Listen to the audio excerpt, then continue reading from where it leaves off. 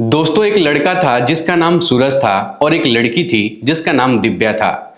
दोनों की शादी धूमधाम से हो जाती है और सूरज दिव्या को अपनी दुल्हन बनाकर अपने घर पर लेकर चला आता है। अब दोस्तों इस तरीके से धीरे धीरे वक्त गुजरता है और दोनों की शादी को 2 साल गुजर जाता है। लेकिन दोस्तों दिव्या की सास को उससे उम्मीद थी कि वो उसको वारिस देगी, लेकिन दोस्तों दिव्या गर्भवती नहीं होती थी। तो उसकी सासू माँ सोचने लगती हैं कि चलो अगर इस बार वो गर्भवती नहीं हुई है तो अगली बार हो जाएगी। अब दोस्तों इस तरीके से दोनों की शादी को पूरे 2.5 साल पूरे हो जाते हैं, लेकिन दिव्या अभी भी गर्भवती नहीं होती है। तो दिव्या की सासू माँ बहुत ज्यादा परेशान होने लगती हैं। दोस्तों वो सोचने लगती हैं कि कहीं दिव्या के अंदर कुछ कमी तो नहीं है या फिर मेरे बेटे के अंदर कोई कमी तो नहीं है। इसीलिए दोस्तों वो अपने बेटे से पूछती भी हैं कि बेटा तुम दोनों के बीच में रिश्ता सही चल रहा है ना, सब कुछ ठीक है ना, किसी तरह की कोई परेशानी तो नहीं है। तब दोस्तों सूरज अपनी माँ से कहता है कि माँ ऐसा कुछ भी नहीं है, तुम ऐसा क्यों सोच रही हो, हम लोग के बीच में सब कुछ ठीक चल रहा है, किसी तरीके की कोई भी दिक्कत परेशानी नहीं है। अब दोस्तों इस तरीके से कुछ दिन और गुजरता है तो सूरज पैसा कमाने के लिए अपने घर से मुंबई चला जाता है। अब दोस्तों सूरज की मां को चिंता सताने लगती है क्योंकि गांव वाले और रिश्तेदार के लोग तरह तरह की बातें बनाने लगते हैं। दोस्तों वो लोग कहते हैं ना कि उनके बेटे की शादी को 2.5 साल गुजर चुके हैं और अभी तक उसको कोई बच्चा पैदा नहीं हुआ है। अब दोस्तों यही सब सोचकर सूरज की जो माँ थी वो बहुत ज़्यादा परेशान हो जाती हैं और अपने पति के पास जाती हैं और उनसे कहती हैं कि बाहर के लोग तरह तरह की बातें कर रहे हैं कि हमारे बेटे को शादी को 2 साल गुजर चुके हैं और अभी तक घर में कोई बच्चा नहीं आया है। तो दोस्तों इसी बात को लेकर सूरज के माता पिता काफी देर तक इसी बात पर बातचीत करते हैं और एक बहुत ही खतरनाक प्लान बनाते हैं। तभी दोस्तों सूरज की मां अपने पति के साथ दिव्या के कमरे में जाती है और दिव्या से कुछ कहने लगती हैं उसके कानों में और फिर रूम से बाहर निकलकर चली जाती हैं। तो थोड़ी देर बाद दिव्या के ससुर जी उसके कमरे में जाते हैं और दोस्तों वो दिव्या के साथ कुछ ऐसा करने लगते हैं जिसकी कल्पना किसी ने भी नहीं की थी। दोस्तों सच में आज की इस घटना को सुनकर शायद आप लोग को भी बहुत ज्यादा हैरानी होगी, क्योंकि दोस्तों इस घटना से आपको एक बहुत अच्छी और बहुत बड़ी सीख भी मिलने वाली है। इसीलिए आप लोगों से एक छोटा सा रिक्वेस्ट है कि आप लोग इस वीडियो को पूरा जरूर देखिएगा। लेकिन दोस्तों वीडियो में आगे बढ़ने से पहले आप लोगों से मैं कहना चाहूंगा कि अगर आप लोग हमारे चैनल पर पहली बार विजिट किए हैं तो चैनल को सब्सक्राइब कर लीजिए और वीडियो को लाइक कर दीजिए, ताकि जो मेरा हौसला है वो और भी ज्यादा बढ़ता रहे और भी ज्यादा इंटरेस्टिंग कहानियां ऐसे ही मैं आप लोग को सुनाता रहूं। दोस्तों ये सच्ची घटना उत्तर प्रदेश के लखनऊ की है, जहां पर एक परिवार में 4 लोग रहा करते थे। दोस्तों सूरज अपने माता पिता का इकलौता लड़का था और लाडला बेटा था और मुंबई में रहकर एक कंपनी में काम किया करता था। और दोस्तों उसकी जो तनख्वाह थी ना वो भी काफी ज्यादा थी, उसके पास पैसे रुपए की कोई कमी नहीं थी। दोस्तों सूरज 5-6 महीने पर एक बार अपने माता पिता से मिलने के लिए घर पर आया करता था। दोस्तों सूरज दिखने में बहुत ही ज्यादा हैंडसम था, पर्सनालिटी वाला था, इसीलिए उसके माता पिता सोचते हैं कि अब हम लोग इसकी शादी करवा देंगे तो सही रहेगा। अब दोस्तों इस तरीके से सूरज के माता पिता अपने मित्रों से, अपने रिश्तेदारों के बीच में ये बात फैला देते हैं कि वो लोग अपनी बेटी की शादी करना चाहते हैं। अगर उनके नज़र में कोई अच्छी लड़की मिलेगी तो वो लोग इन लोग को बताएंगे। अब दोस्तों इस तरीके से धीरे धीरे वक्त गुजरता है तो लगभग 5 से 6 महीने बाद एक लड़की का रिश्ता सूरज के पिताजी के पास आता है और दोस्तों उस लड़की का नाम ना दिव्या होता है। अब दोस्तों मैं आपको बता दूं कि दिव्या दिखने में बहुत ज्यादा खूबसूरत थी, जो भी उसको देखता था उसकी खूबसूरती का दीवाना हो जाता था। तभी दोस्तों एक दिन सूरज के पिताजी फोन करके सूरज को घर पर बुला लेते हैं और फिर सूरज के पिताजी और उसकी माँ और सूरज को लेकर ये दोनों लोग लड़की देखने के लिए लड़की वाले के घर पर चले जाते हैं। वहां जाने के बाद सभी लोग चाय पानी नाश्ता वास्ता करते हैं और दोस्तों जब सूरज के पिताजी दिव्या को अपने सामने देखते हैं तो उसको पहली नजर में ही पसंद कर लेते हैं और शगुन के तौर पर कुछ पैसा, कुछ साड़ी, कुछ कपड़ा उसके हाथों में रख देते हैं और दिव्या से कहते हैं कि बेटा आज के बाद से तुम हमारे घर की बहू हो, हमारी मान सम्मान हो, हमारी इज्जत हो। अब दोस्तों इस तरीके से सूरज और दिव्या का रिश्ता वहां पर फिक्स हो जाता है और कुछ महीनों बाद बैंड बाजा बारात के साथ जो सूरज है वो दूल्हा बनकर दिव्या के दरवाजे पर पहुंच जाता है। तो वहां पर उसका स्वागत किया जाता है, द्वार पूजा होता है और दोस्तों वहां पर बारातियों को बहुत मान सम्मान किया जाता है, बहुत अच्छे से स्वागत किया जाता है और फिर दिव्या और सूरज की शादी एक दूसरे से कर दी जाती है।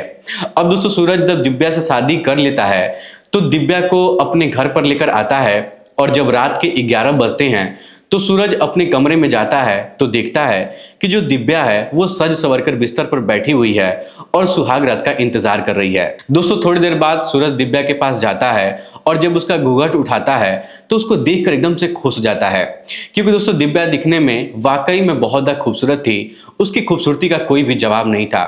उसके बाद दोस्तों सूरज दिव्या से काफी देर तक बातचीत करता है तो दिव्या अपने बारे में सूरज को बहुत कुछ बताती है और सूरज भी अपने बारे में दिव्या को बहुत कुछ बताता है और दोनों के बीच में मीठी मीठी काफी देर तक बातें होती हैं और फिर थोड़ी देर बाद सूरज दिव्या के साथ सुहाग रात मनाने लगता है। तो दोस्तों दिव्या भी सूरज का काफी साथ देती है, उसके साथ वो खुश महसूस करती है। दोस्तों दिव्या अपने पति से कहती है कि आज की जो रात है वो हमारे जीवन में सबसे खूबसूरत रात है, हम लोग इस रात को अपने जीवन में कभी भी नहीं भूल पाएंगे। अब दोस्तों इस तरीके से दोनों के बीच में संबंध स्थापित होता है और फिर अगले दिन से सब कुछ नॉर्मल हो जाता है जैसे शादी विवाह होने के बाद होता है। अब दोस्तों इस तरीके से दिव्या सूरज के घर पर रहने लगी थी, उससे प्यार करने लगी थी और अपने सास ससुर का सेवा करने लगी थी। दोस्तों दिव्या के सास और ससुर दोनों लोग दिव्या को बहुत ज्यादा प्यार किया करते थे। वो लोग अपनी बेटी की तरह दिव्या को मानते थे। अब दोस्तों धीरे धीरे शादी को 1.5 साल गुजर जाते हैं और दोस्तों आप लोग तो जानते ही हैं कि हर माता पिता का सपना होता है कि उनके बहू के गोद में एक पोता हो, चाहे वो पोती ही क्यों ना हो, उनको कुछ ना कुछ बस चाहिए होता है, बस एक बच्चा होना चाहिए।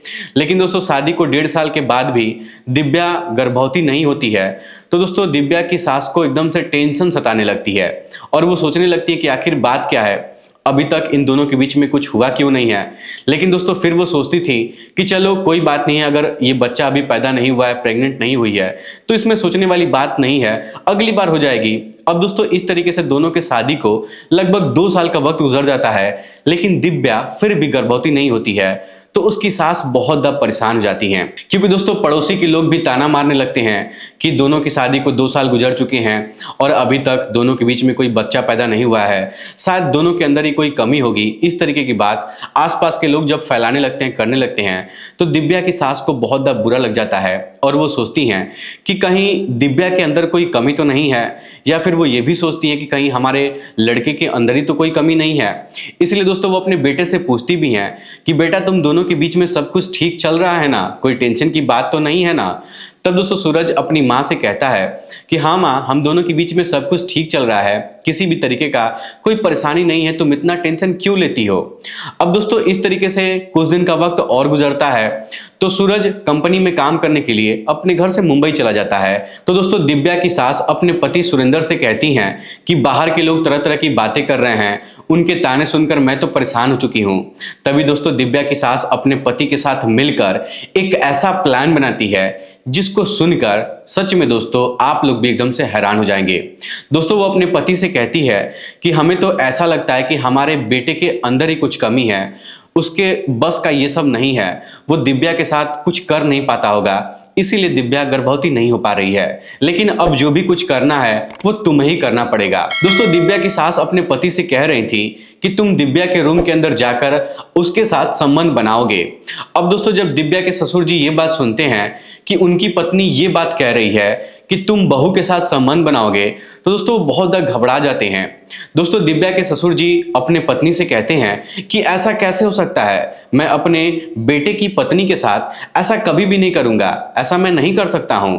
तब दोस्तों दिव्या की सास अपने पति से कहती हैं कि तुमको इतना परेशान होने की जरूरत नहीं है, मैं दिव्या से सारी बातें कर लूंगी, उसको कोई ऐतराज नहीं होगा, उसके बाद ही तुमको उसके साथ संबंध बनाना है। अब दोस्तों दिव्या के ससुर जी जब ये बात सुनते हैं कि दिव्या ये सब कुछ अपने मर्जी से करना चाहती है, तो दोस्तों वो भी तैयार हो जाते हैं, उनको भी कोई ऐतराज नहीं होता है। और थोड़ी देर बाद उनकी पत्नी दिव्या के कमरे में जाती है। तो दोस्तों दिव्या की सास दिव्या को बहुत ज्यादा समझाती है, समझाने की कोशिश करती है और कैसे भी करके दिव्या को ससुर जी के साथ संबंध बनाने के लिए मना लेती है, राजी कर लेती है। अब दोस्तों इस तरीके से दिव्या की सास अपने पति के पास जाती है और कहती है कि दिव्या तैयार है, आप उसके कमरे में चले जाइए।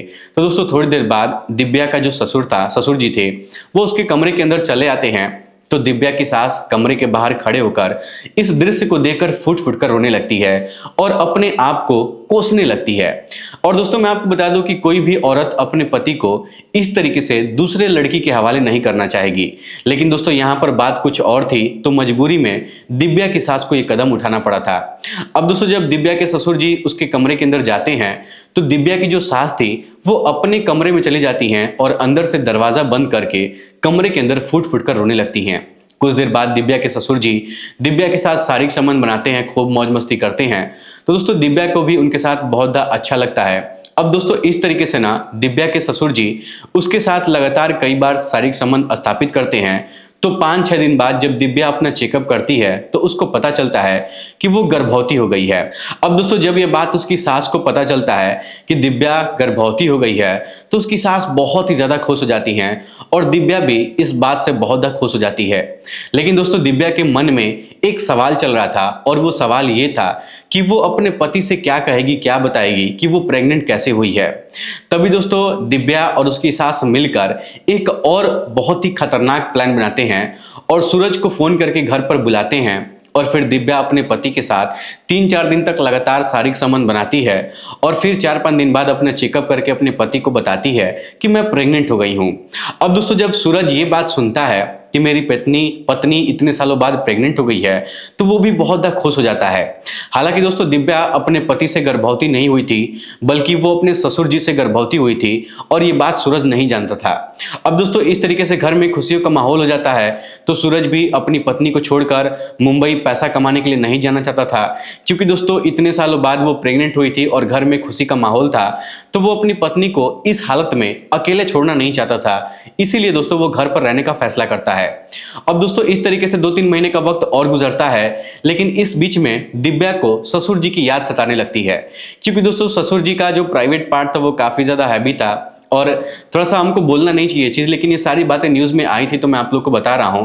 तो ये सारी चीजें देखकर उसको अपने ससुर जी के साथ अच्छा लगने लगता है और वो अपने ससुर जी से मिलना चाहती थी। लेकिन दोस्तों उस समय उसका पति घर पर था तो दिव्या चाह कर भी अपने ससुर जी से नहीं मिल पा रही थी, उन लोग को मौका ही नहीं मिलता था। अब दोस्तों इस तरीके से पूरे 1 साल का वक्त और गुजरता है और जब वक्त गुजरता है तो दिव्या एक प्यारे से बच्चे को जन्म देती है।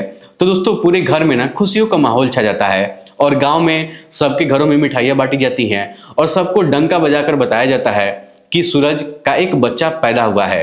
अब दोस्तों इस तरीके से 2-3 महीने का वक्त और गुजरता है तो सूरज फिर से पैसा कमाने के लिए मुंबई चला जाता है और वहां पर जाकर वो कई महीने तक काम करता है, खूब पैसा कमाता है, घर पर नहीं आता है और फिर जब कई महीने बाद घर पर आता है तो अपनी पत्नी के साथ मौज मस्ती करता है, खुशी खुशी जीवन बिताता है। लेकिन दोस्तों जब सूरज मुंबई पैसा कमाने के लिए चला गया था तो उसके बाद जब भी दिव्या को मौका मिलता था तो दोस्तों दिव्या अपने ससुर जी के कमरे में जाती थी और जो भी इन दोनों को करना होता था ये दोनों एक साथ करते थे।